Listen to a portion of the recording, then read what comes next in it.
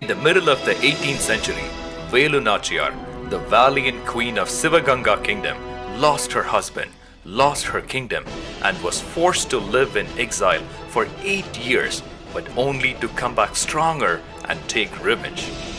She made history as the very first Indian queen to defeat the British. The Ramnad kingdom was being ruled by Chellamuthu Vijaya Raghunatha Sethupathi. In 1730, Velu Nachiyar was born to him and Muttathal Nachiyar. The Ramnad princess Velu Nachiyar was brought up like a male warrior.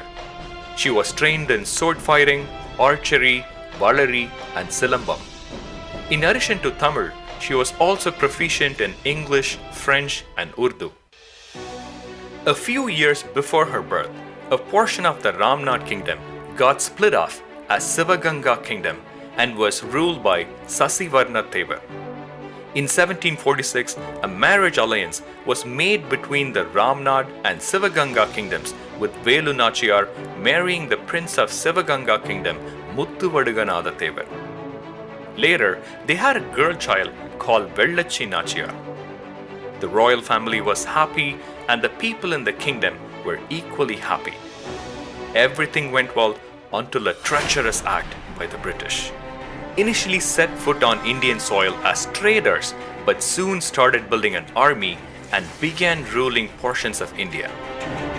By mid-18th century, they became even more powerful by taking advantage of the internal conflicts among the Indian kings. The British became an ally of the Nawab of Arcot, who had already captured the Madurai Nayaka Empire. But the Ramnad and Sivaganga kings refused to pay tribute to the Nawab. One fine day in 1772, the king of Sivaganga, Muthuvaduganatha Thevar, went for his usual worship at the Shiva temple Kalayar Kovil near Sivaganga. On behalf of the Nawab, the British army, led by Commander Joseph Smith, attacked the Sivaganga fort. On the other side, in a secretive manner, another group, led by Lieutenant Colonel Abraham Bonjour, entered the temple premises. The king was totally unprepared for war and was brutally killed by the British. Then they looted the jewels from the temple along with 50,000 gold coins. Velu Nachiyar was shell-shocked to hear the news of her husband's murder. With the help of her minister, Dalavai Tandavaraya Pillai, she and her little child Velu Nachiyar escaped to Virupakshi near Dindigul. The Marudhu brothers from the Sivaganga army also joined her. Back in Sivaganga, Velu Nachiyar's loyal bodyguard Udayar was tortured to reveal where their queen was hiding. But the faithful Udayar did not yield and hence was killed mercilessly. While in hiding, the news of Udayar's death reached Velu Nachiyar. She took an oath to avenge the British and regain her throne. In memory of the brave Udayar, she formed an all-women army called Udayar Army and started recruiting several women and trained them in warfare. Kuili was the commander of the army.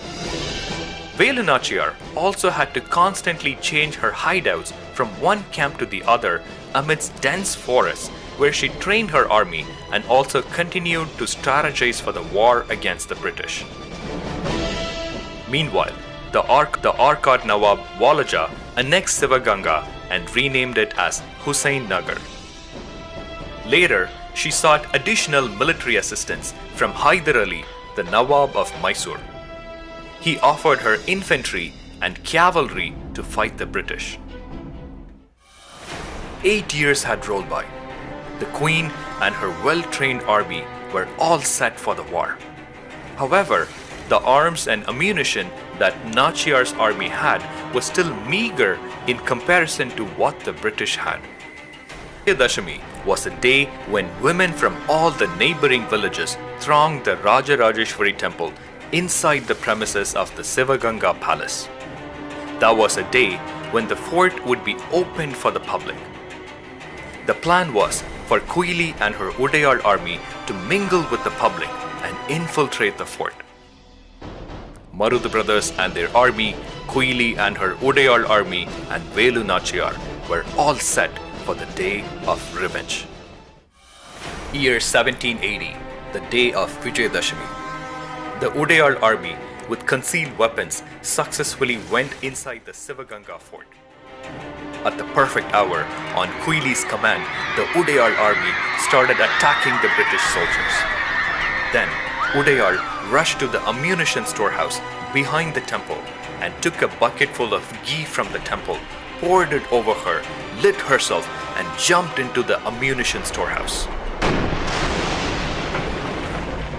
All the ammunition stored by the British was blown up, and then Velu Nachiyar's army entered the scene.